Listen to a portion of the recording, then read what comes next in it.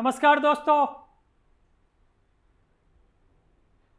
मैं चाहता हूं आज मैं आप लोगों के पास आया हूं और जनता से मैं यही मांगूंगा भैया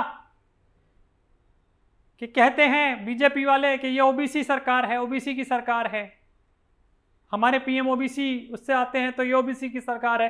लेकिन मैं कहूंगा नहीं, सबसे पहले मैं आपको प्रैक्टिकल ये बताता हूं कि होता क्या है। अभी हमारे कमलनाथ जी, यार एक कमलनाथ वाले को बोलना जरूरी था क्या? कमलनाथ जी गिर पड़े थे, जैसे हम गिर पड़े, हमारी सरकार गिर गई थी और जैसे मतलब लोग गिरते हैं, भीड़ में गिरे, वो गिरे तो उनके घुटने में चोट आई। तो मैंने उनसे पूछा भैया सबसे पहले क्या हुआ, तो उन्होंने बोला मैंने अपने घुटने चेक किए। मैंने कहा मैं तो अगर आपके बदले मैं होता तो मैं पहले दिमाग चेक करता, क्योंकि मेरा तो घुटनों में ही है। कोई बात नहीं, उन्होंने बोला मैंने घुटने चेक किए। फिर मैं डॉक्टर के पास गया तो मैंने उनसे पूछा डॉक्टर ने सबसे पहले क्या किया, तो उन्होंने बोला उन्होंने घुटने का एक्सरे किया। तो बस वही है, मैं भी चाहता हूं कि बीजेपी ये एक्सरे करे, इस सरकार का एक्सरे होना चाहिए कि ये कितना सच, कितना झूठ, कितना बाल रेखा इनके अंदर, मतलब हेयर लाइन फ्रैक्चर आ चुका है, वो सब देखना है। पता तो लगे ये करते क्या है, कहते क्या है, क्यों करते हैं। ओबीसी ओबीसी कहते हैं, ओबीसी के नाम पे कुछ नहीं करते हैं। ओबीसी का पैसा भी इनकी और इनके अडानी की जेब में जाता है। सही बोला ना? अब आप देखिए, मैं तो ऑलरेडी एक्सरे कर चुका हूं। जिस बंदे ने अपनी पूरी पार्टी की एक्सरे कर दिया हो, उस आदमी से आप क्या उम्मीद करते हैं? सब आपके सामने है। वो हालत कर दी है कि गठबंधन में भी पूरे नहीं हो पा रहे हैं और वो भी चल नहीं पा रहा है। 26 लोग साथ में हैं, अगर सबका एक्सरे हो गया ना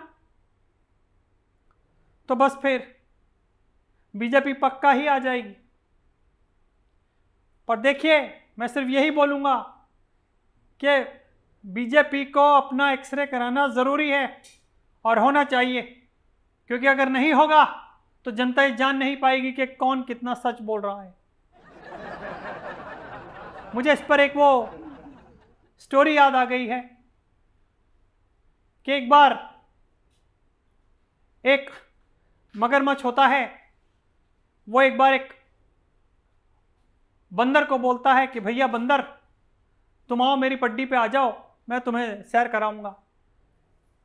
बंदर को भी पता होता है कि ये भूखा है, पर कोई बात नहीं, कूद जाता है पेड़ पे से।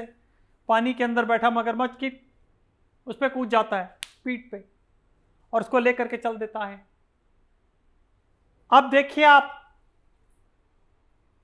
मगरमच्छ और बंदर के अंदर क्या चल रहा है कि भैया अगर वो थोड़ा सा झुका तो नीचे गिरेगा और मगरमच्छ उसे खा जाएगा।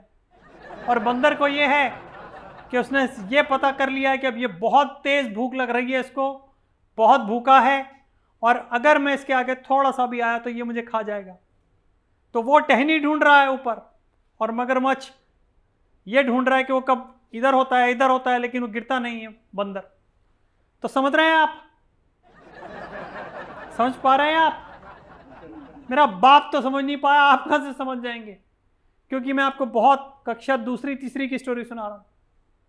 आप समझिए, जनता है मगरमच्छ जो भूखी है, और मैं हूं बंदर जो जान तो गया है कि जनता भूखी है, लेकिन ना तो मैं उसे खाना ही प्रोवाइड करा पा रहा हूं, ना अच्छी सरकार ही दे पा रहा हूं, और ये वेट कर रहा हूं कि कब टहनी हो और मैं ऊपर कूद जाऊं, क्योंकि मुझे आगे भी फिर दूसरे मगरमच्छों की कमर के ऊपर चढ़ के जाना है आगे। समझ पा रहे हैं भैया मैं क्या कहना चाह रहा हूं?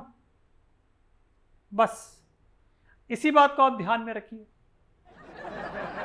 अगर थोड़ी सी भी बंदर में दिमाग होता तो वो कहता कि भैया तू पहले अपना एक्सरे करवा, और वो उसका एक्सरे देखता और समझ जाता कि बिल्कुल भूखा है, इसका पेट एकदम खाली है, कभी भी खा सकता है, कूदता ही नहीं। समझ रहे हैं आप? मेरा पप्पूपन देख रहे हैं आप?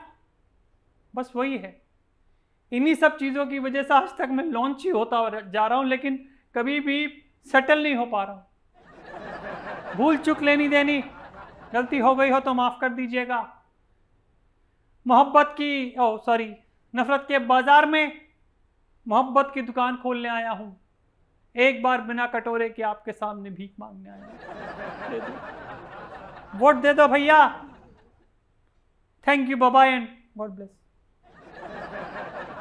यार ये स्टोरी कहीं सुनी हुई, तुमने सुनाई नहीं?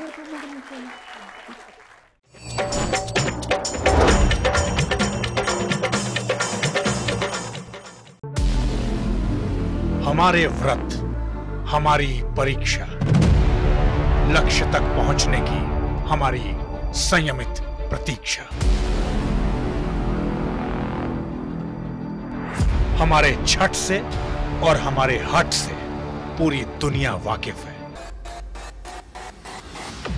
हमें विकल्प पर नहीं, अपने दृढ़ संकल्प पर अटूट विश्वास है। क्योंकि हार हम मानेंगे नहीं और विपरीत परिस्थितियों पर प्रहार हम छोड़ेंगे नहीं, जब तक हमारी जीत सुनिश्चित नहीं हो जाती। क्योंकि हम बिहार से हैं।